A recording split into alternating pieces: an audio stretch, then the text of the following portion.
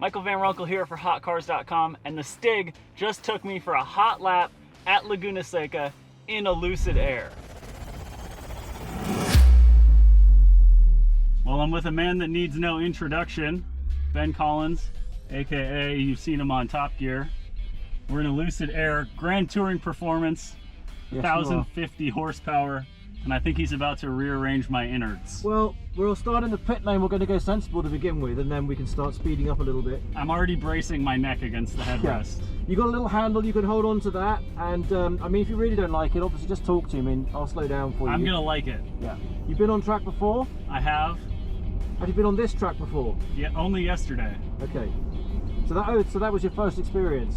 At Laguna Seca, yes. Yeah, it's pretty amazing. And yeah, you've got a lot of power, 1,050 brake. And this is actually running on eco tires still, but that's the same rubber we used at Goodwood. And it's surprising how much grip this car generates from those tires. So you should get a pretty good feeling. Yeah. All right, so here we go. Holy shit. So you get that good burst of speed, and she really tips nicely into the curves here. You get a nice body roll. Wow. And that's what you really feel it, that mid-range punch. That feeling in my stomach like a roller coaster. Yeah. That only electric cars deliver these days. Unless you're talking about 1,000 horsepower McLaren. Wow. But that's not, you get a nice feeling, I think. It's very intuitive. Yeah. How the car takes a set into the corner. It's the low center of gravity of those batteries and a little bit of suspension tuning perhaps. That is right. Oh, and you really can hear the tires a little bit. Oh yeah. I'm used to yelling because I'm used to filming in loud cars. There we go to the corkscrew, no gears to worry about, just in she goes. Wow.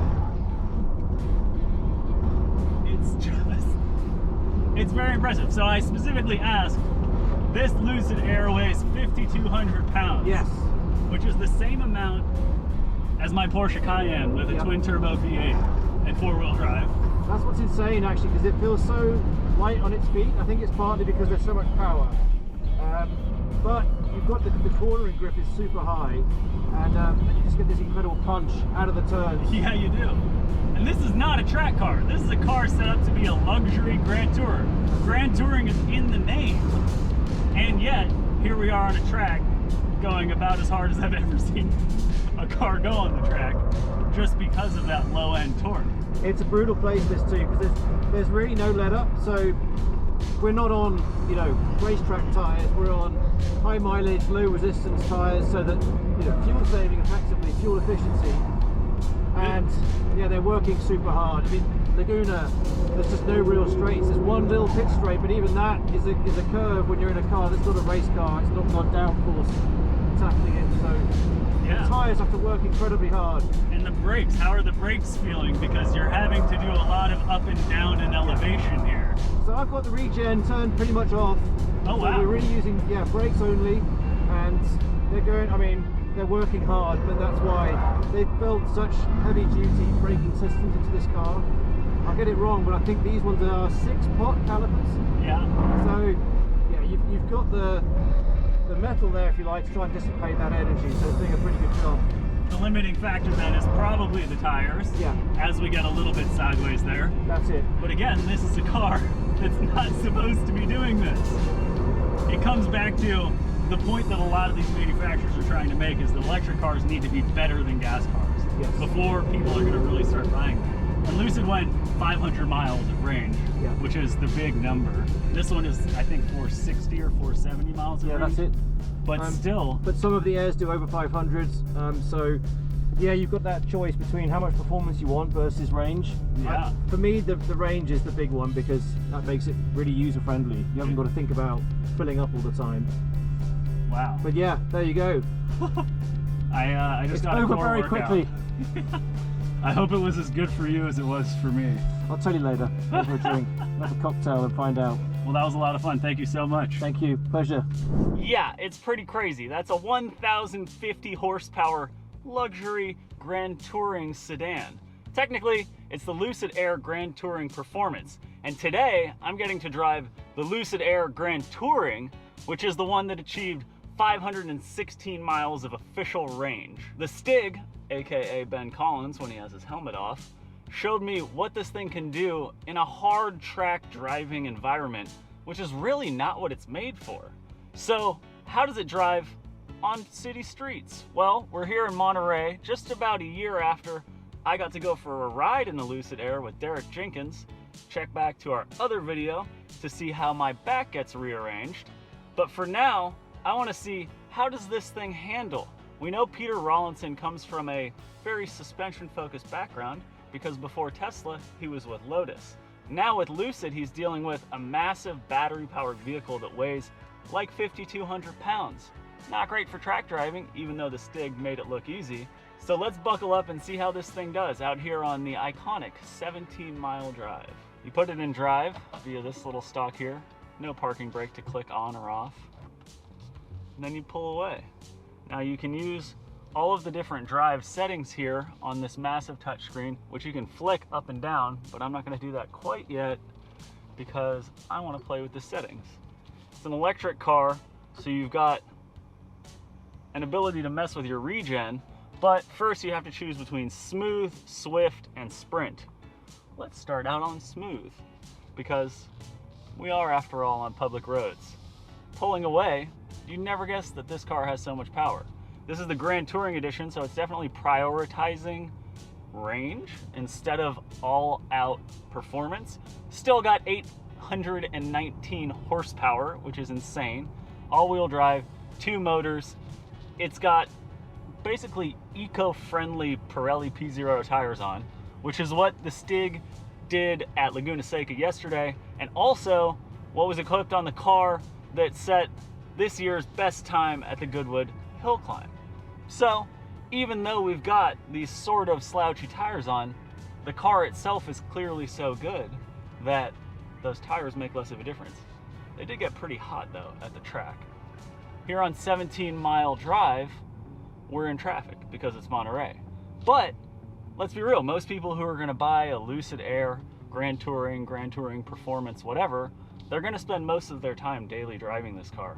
And when you're in smooth mode, it's pretty smooth. Throttle modulation is a big deal in cars that are this powerful. Now luckily it is a 5,200 pound car, so you're not going to get really lurchy if the throttle is a little bit touchy, but it's very, very smooth here. The steering is quite light, and actually I kind of prefer the steering when I tighten it up a little bit by switching over to Swift mode. That tightens up the steering, changes the suspension tuning a little bit, and gets you a little bit better throttle response. You can see my head went back a little bit there.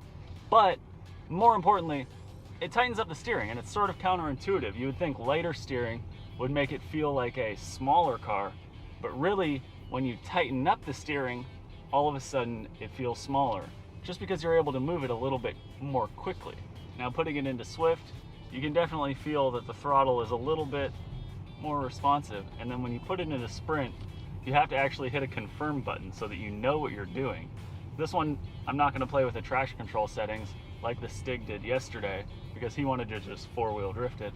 But when I put it in Sprint mode, all of a sudden, both hands on the steering wheel, and you want to put your head back on the headrest because it's wild.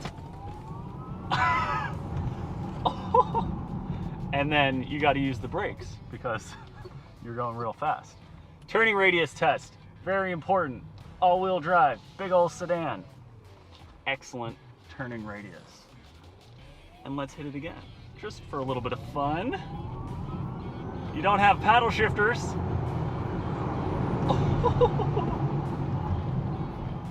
And then braking is pretty smooth. Now, at the track, Ben Collins was hammering the brakes, and that was probably my main question going into it, was how can a big 5,200 pound car that weighs as much as my Cayenne with a twin turbo V8 and true four-wheel drive handle on the track? Or were we just gonna toast the brakes the whole time? It really did fine. But that brings up some big news that I just found out about today, the world will find out about tomorrow, and you will have already learned about, presumably, by the time you watch this video, because it will take our editor a little bit to crank it out. But Lucid is coming out with a Sapphire version of the Air. It's gonna have more power because it will have 3 motors. Hey, there's a Lucid Air. They've got a whole fleet of them here in Monterey. It's gonna have 3 motors, which is gonna allow it to presumably do a 0 to 60 time under 2 seconds, over 1200 horsepower, the most powerful sedan in the world. It's going to be wild. It's going to have trick torque vectoring at the rear axle because it can do stuff like a Ford Bronco's trail turn assist in a sedan. Okay, sounds fun to me. On the other hand, it's going to cost $250,000. It's peculiar to me that Lucid has decided to go up market first rather than going down market. But I guess they can just bolt all that in to the Lucid Air, which they've already got going, before they start selling lower priced crossovers. And maybe they'll do a coupe one day, like Polestar just announced with the O2 concept that is going to be the Polestar 6 by 2026. That thing's pretty sweet, and I love what they're doing at Polestar. Back to the Lucid Air, it's like I'm just driving a car. It's spectacular. The handling is like real good. Now we're not going wild, but I'm very happy. There are some cars where you have to get in and really think about the fact that you're driving. We're just cruising. And this car is quite large. I drove up here in a Ford Maverick, so I'm used to sitting up higher. I'm used to having, no power at all. I'm used to a hybrid lurching around because its brakes are messing with regeneration and turning the engine on and turning the engine off and then having the gas engine going. But instead, here we are, and it's smooth. You don't hear any clunking like you do with Teslas. I haven't heard a single rattle, which is like something that really bugs me. It's one of my pet peeves when any of my cars have a rattle or a clunk that I can't locate. I want to invent a little moving platform that can find car rattles, but that's a story for another day. We don't need that because we're in a Lucid Air, and the whole point is they've got some build quality going on. So of course, as soon as I got in the car, after doing a quick test of the acceleration and brakes, I started wiggling it around. And switching between Sprint, Swift, and Smooth does change the suspension damping. So you're a little tighter, you don't get as much body roll, but it's not in any way Lotus tight because this is a Grand Touring vehicle. It is literally the Grand Touring of the Lucid Air, but it's supposed to be smooth and luxurious, and the price point of this car at $154,000 is definitely in the luxury realm. But the fact that you get what is essentially a supercar, sports car level of performance, plus you've got the best range of any EV on the market, and then it's super comfortable and quiet, and I've got ventilated seats. If I had the money and I needed an EV, this would probably be it. Unfortunately, I don't have anywhere to plug one in, which usually means that you can't afford an EV like this in the first place. But I've driven a lot of EVs, and this is, I would say, the best one. Would it be better if it's lighter? Yeah, of course. And then Ben Collins would have had more fun on the track. But I would trade a little bit of weight for track driving to get 500 miles of range, which is, as we know, seemingly the magic number for consumers because that is more than your gas-powered car can get. That's about it. I really wanted to see what the driving dynamics were like. We know it's got a big old trunk. We know it's got plenty of headroom. It's got a sweet design inside and a nice touchscreen that flows up to here. The digital display is really great. I love the tactile features. Derek and I went over that in our last video. But for now, I've come away from this quick session in the Lucid Air where I got to drive it a little bit hard occasionally. I got to watch a professional drive it very hard for a good little bit, and then I got to experience it in traffic here at Monterey. It's really very impressive what they've done, and I can't wait to see what's next other than the Sapphire version. Thanks for watching. I hope you learned something while watching this today. And as always, before you sign off, please like this video and subscribe to our channel. It helps us beat the algorithm. Thanks.